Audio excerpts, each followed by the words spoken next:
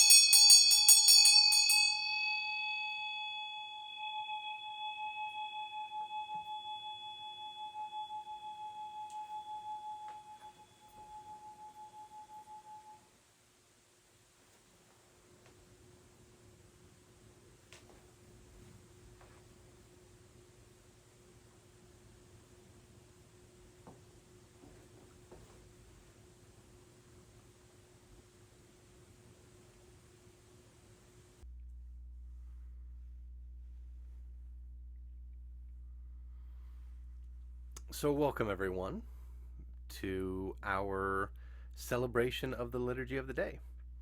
My name is Osho Brad Furman, and I'm one of the priests with the Dragonfly Sangha. So I'm happy to be with you here this evening. Let us begin by sharing the peace. May all beings awaken to that peace which is our true home. Let us take refuge. I take refuge in the ground of being, within which I live and move and breathe. Let us make the accord. I take sanctuary in the heart of being, accepting all of my delusions in thought, word, or deed, born of ignorance, hatred, and greed. Let us give thanks. I give thanks for all beings, awakening to the interbeing of all nature.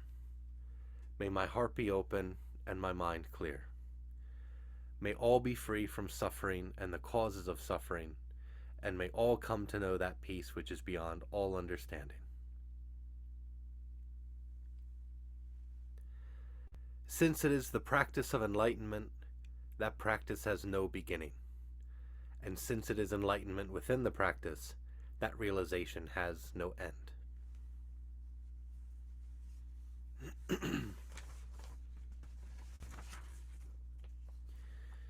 So last week we spoke a bit about how to dig into thoughts that are troubling us and uncover them. Right? Sometimes we feel afflicted,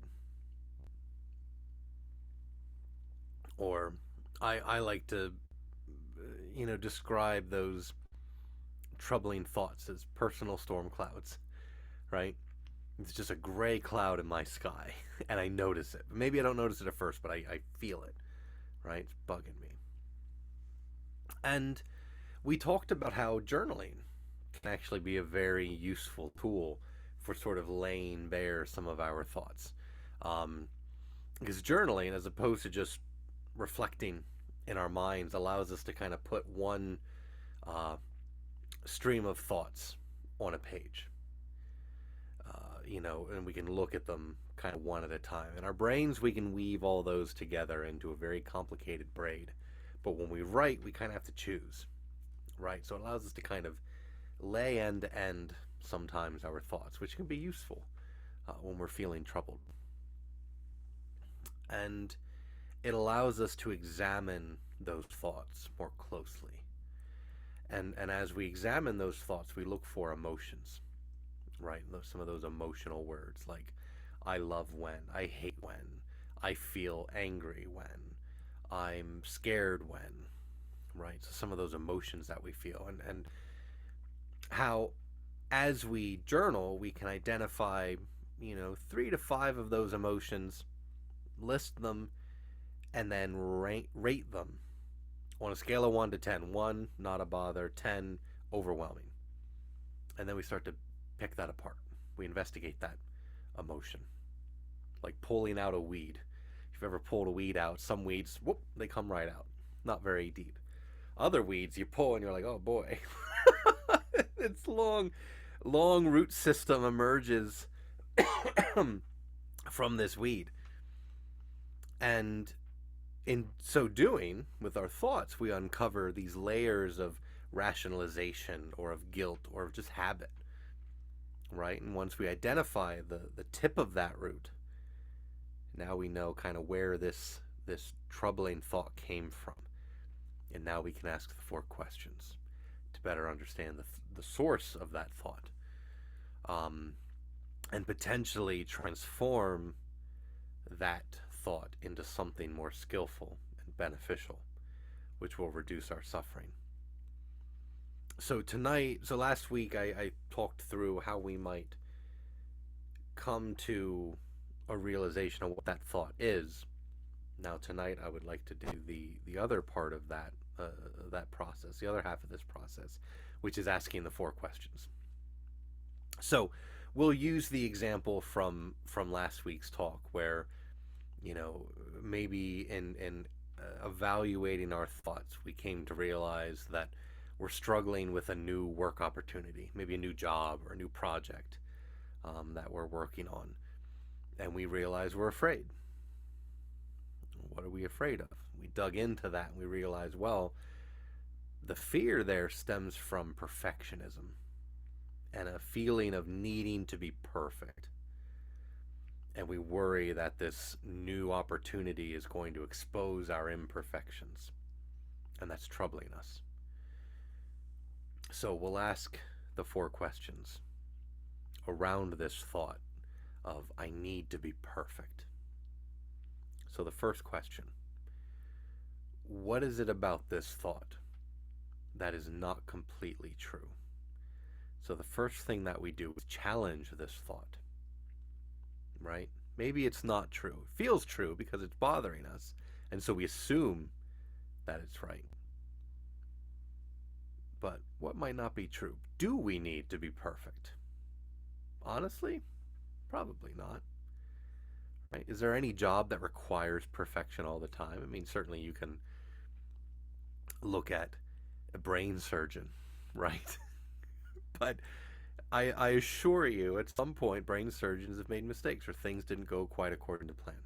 That doesn't mean they don't fix it, but it also doesn't mean that they're perfect. So do we need to be perfect? We don't. Is anyone expecting us to be perfect? Probably not. All right, have we ever made a mistake in the past? Yeah. And when we did, was it the end of the world? No, it worked out okay. And is being perfect even possible? Not really. Right, so now we take this thought that we assume to be true and we ask ourselves, well, what about it maybe isn't quite true? We dig in and we come to realize quite a bit about this thought is not true. So why does this thought exist if it's not true? Are we fooling ourselves? Why is this thought there in the first place? And that's where the second question comes in. And the second question is, what belief or basic mental programming created this thought? So what gives rise to it? To this sense of I need to be perfect. Where did that come from?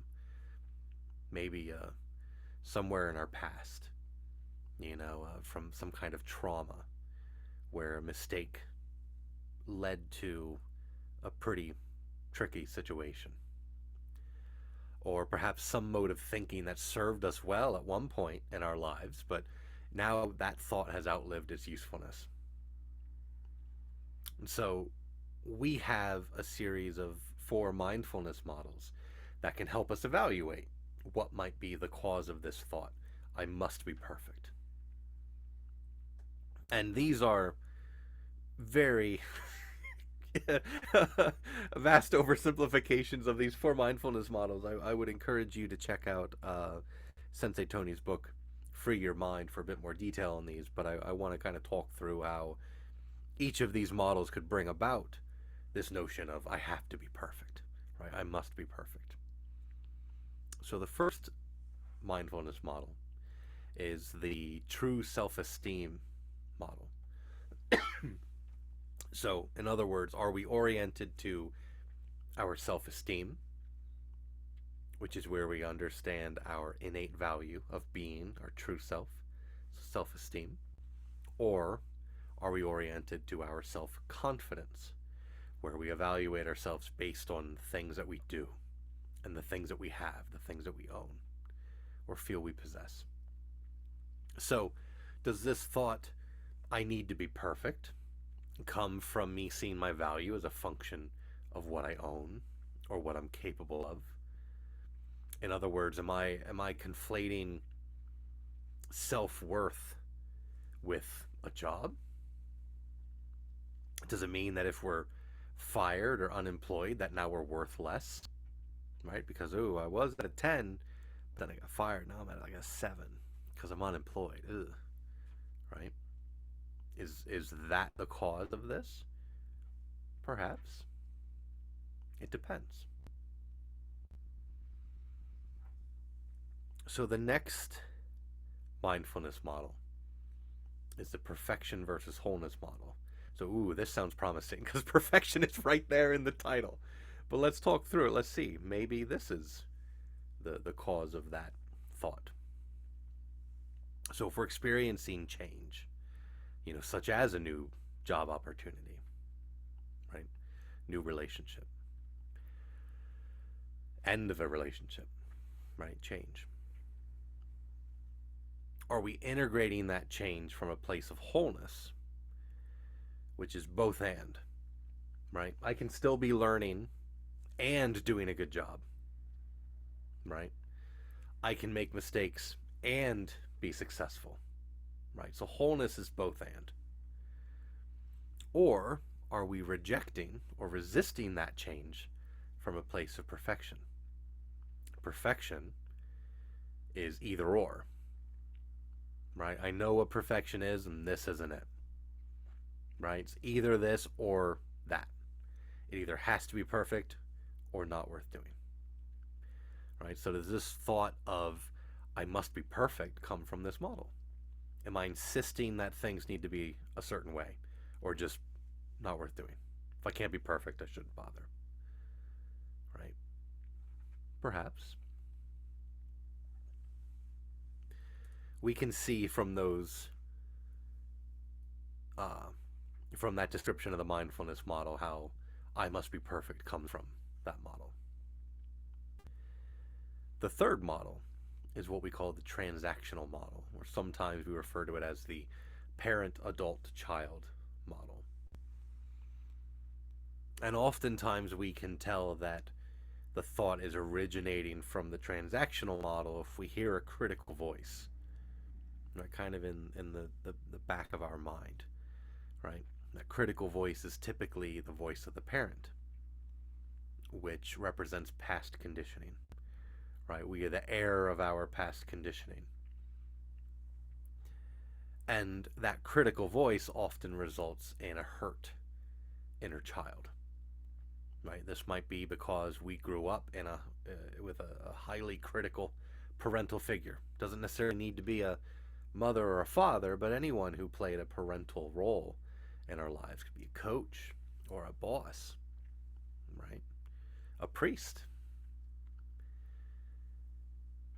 That critical voice, right? Or our parental figures were so supportive that we needed to create our own critical voice to compensate for that.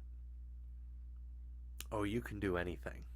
No, I'm not. I mess up all the time, right? So we tell ourselves that.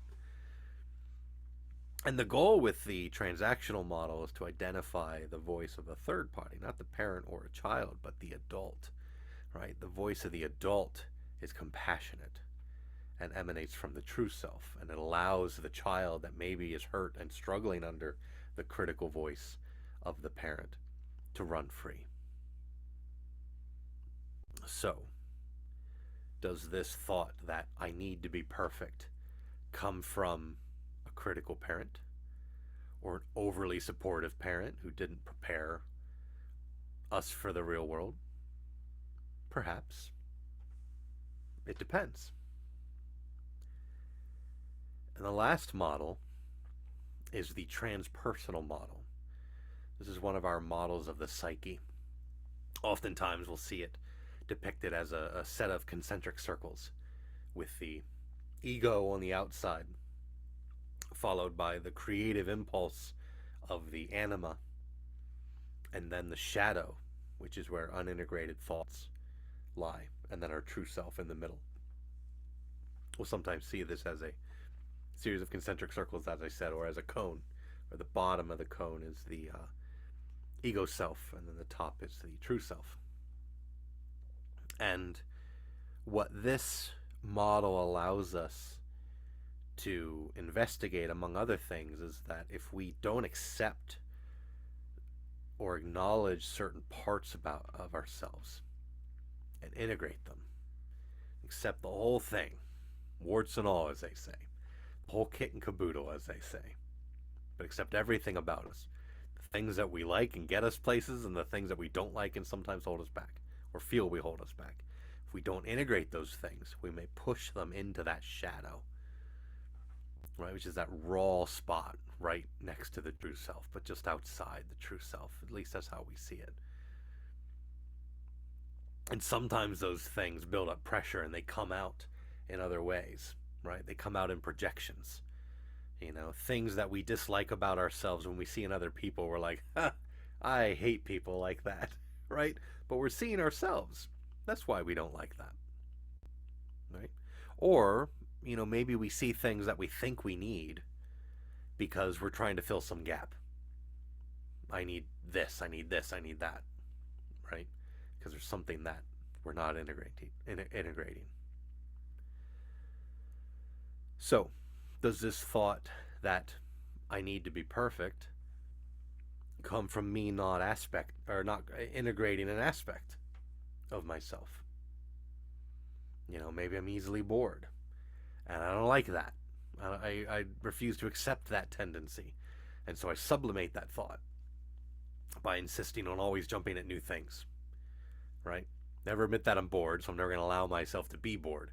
So I'm always going to have new jobs, always going to have new relationships, always going to have new hobbies. So is that the cause of this thought? I need to be perfect because there's a part of myself that I don't think is perfect, and I'm refusing to accept it. Perhaps. It depends. Right? And I go through those 4 mindfulness models to show that it could be any one of those. You know, whether the word like perfect is in the name of one of the models or not. It could be any one of those, and it's worth familiarizing yourself with those mindfulness models to be able to look at these thoughts and say which of these might be at the cause. It might be the cause, right? Because when we understand the cause of a thing, we oftentimes simultaneously understand that thing's undoing. If we see that it has a beginning, we can understand how to end it. But that may be very unique to each of us. It may have to do with our upbringing and our experiences, which are going to vary, you know, between each of us. So that's the second question. Which model or mental programming gave rise to this thought?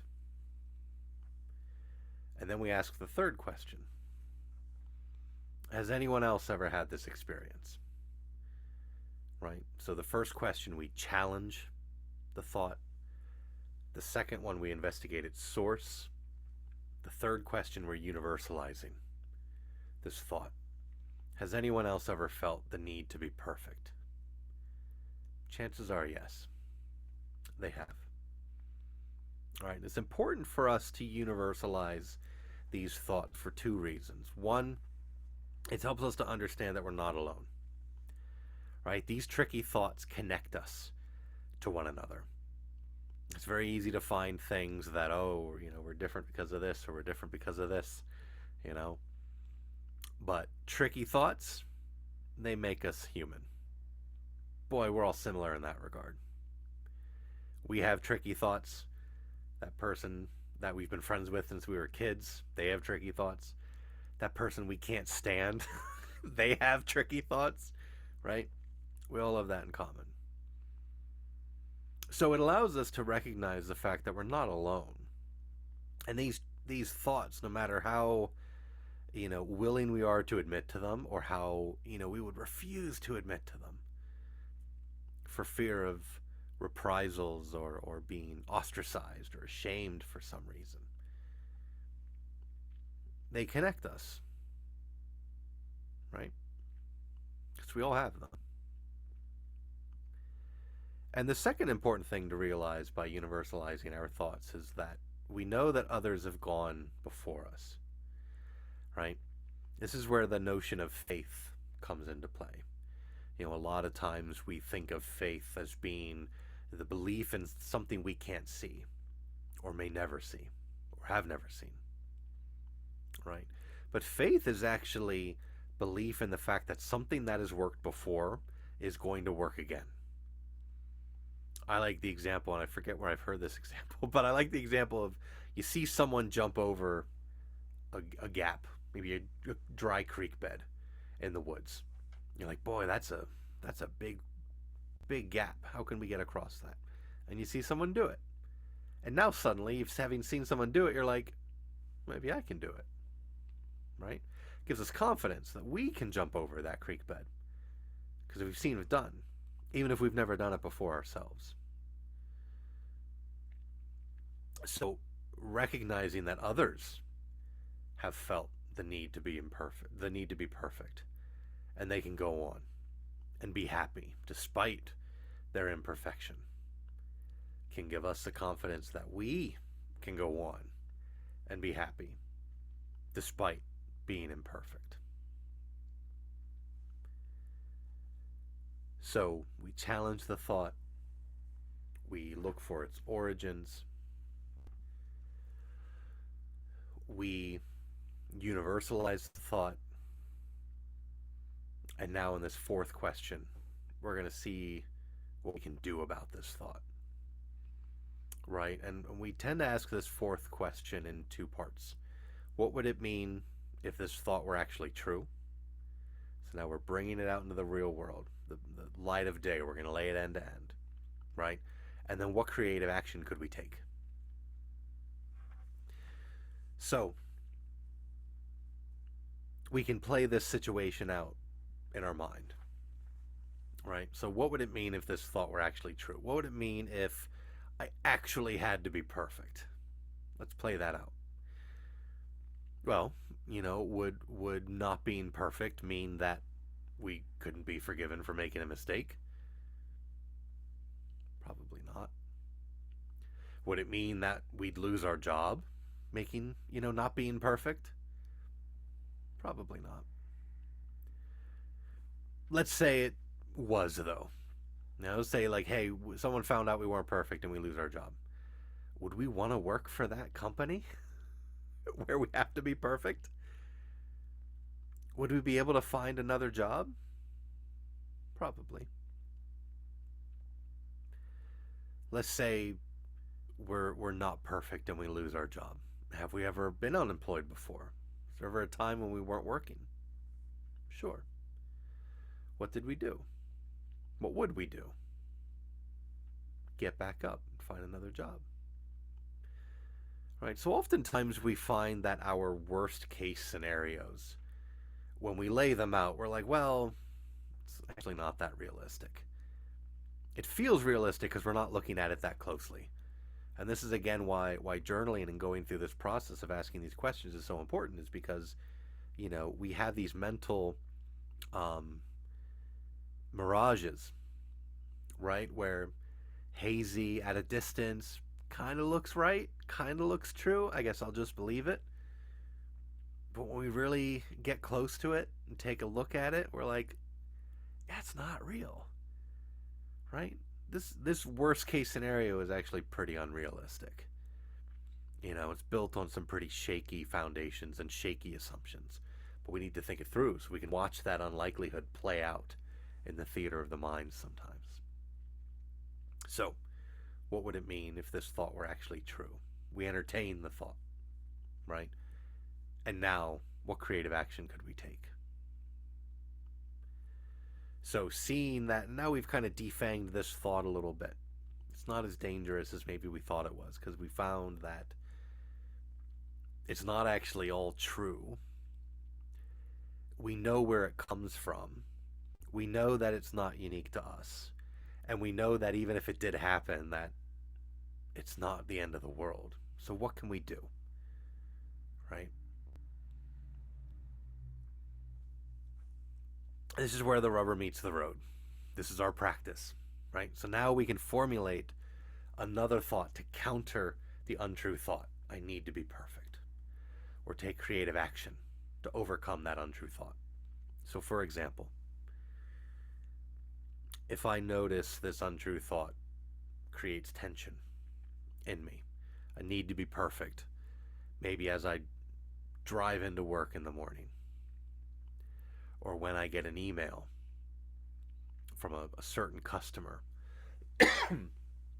or I have a task that I have to complete, and I see that task on my list again, I feel that tension. And I feel that thought, I have to be perfect, I can't screw up, oh my God. We can replace that thought with a new thought. For instance, this is a great opportunity to learn something new. Chances are that thought, just saying that, writing that down, compared to I need to be perfect, feels different. Or even if I do mess up, I'm still a 10 out of 10. Nothing can take that from me. That's important. That's what being oriented to the true self means. That we recognize that there's nothing that we can do or say that will ever lower our value, including making mistakes. Another thought might be, I actually know more than I think I do, and I'm being really hard on myself. It's a bit more compassionate, right? That's a more compassionate adult voice as opposed to a critical parental voice. Or, an integrated thought, which is I can make a mistake and still be successful. So we can tell ourselves this. We practice bringing these thoughts into the situations where we feel the thought that's afflicting us. So instead of, I need to be perfect, we say, it'll be fine. I can make a mistake and still be successful. Even if I mess up, I'm still a 10 out of 10. Right? And all of these thoughts, all of those examples could be things that counter the troubling mental pattern. And so we replace that harmful pattern with something that's actually going to be much more useful. It's going to help us stay calm and help us be more ourselves in those tough situations. And those thoughts, those counter thoughts, usually originate from our true self, our Buddha nature. And we can tell that those thoughts are coming from, our Buddha nature, because they are compassionate, they are loving, they are realistic, and they point a way forward. As opposed to thoughts that are rooted in our ego selves, which tend to be harsh and critical instead of compassionate. Angry or hateful instead of loving. Unrealistic, right? Or stuck in the past, or in some impossible future. Those are ego thoughts. Lastly, after we ask the 4 questions, and this is incredibly important, we need to follow up with ourselves. We need to check in. Maybe a week later. We've been practicing this new thought, this new, more useful thought in the situations that have challenged us? Are we, experiencing a difference? Are we feeling the same emotions? Are we rating them as high as we did when we were journaling? Right? Maybe that fear that was an 8 a week ago, now that fear is like a 6 because we're working with it. Are we noticing new emotions that are helpful to us? And are we subtly orienting ourselves to our Buddha nature, to our true self, and suffering less? And when we notice these positive changes, it demonstrates the effectiveness of our practice, and it builds faith, right? Faith in our practice, because we see it is working. It's not just an intellectual exercise. It's something that we do, and my goodness, it works, right? So when we encounter tricky thoughts in the future, we know, well, I have something that works for that. I can do this process, and it works. I can journal.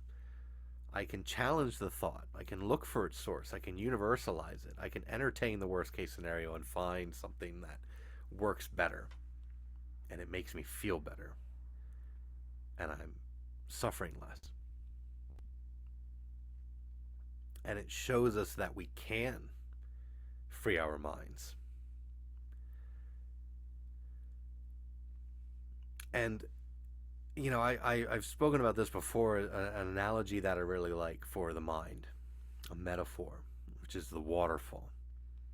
And our minds are like waterfalls, right? We can't change necessarily, the past, and where the water is coming from. But we can change the flow of that waterfall. Sometimes even just a tiny little pebble can redirect the course of that waterfall and make a big difference over time. That's why we do this. That's why we practice. So, I hope that has been helpful and encourages your practice.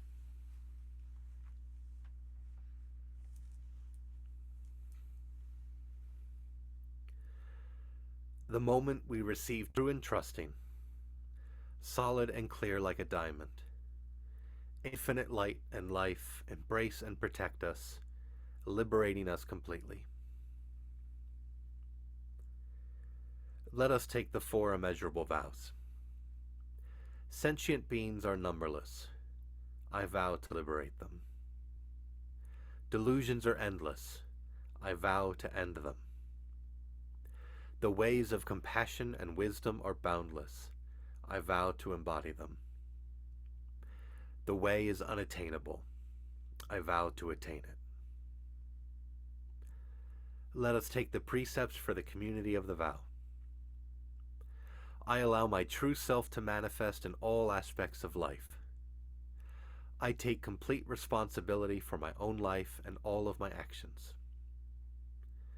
I affirm my personal being and acknowledge it as a path to awakening and freedom.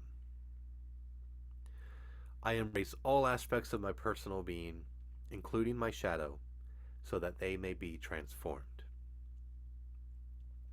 I affirm an attitude of openness to my true self, even in the midst of suffering.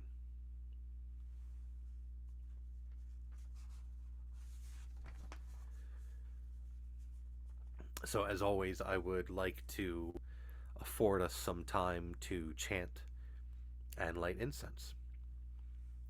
If you have a home altar or centering space where you like to offer incense, burn incense, what we'll do is chant briefly the Nembutsu, Namu Amida Butsu, just a few times through, and between each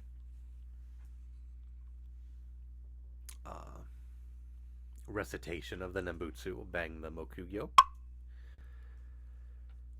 And then after we chant briefly, I will ring a large bell, and we'll spend some time in silent abiding and meditation.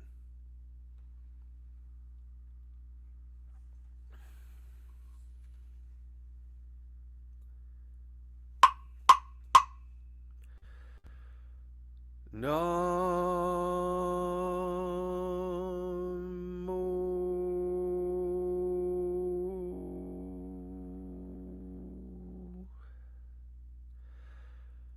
Amida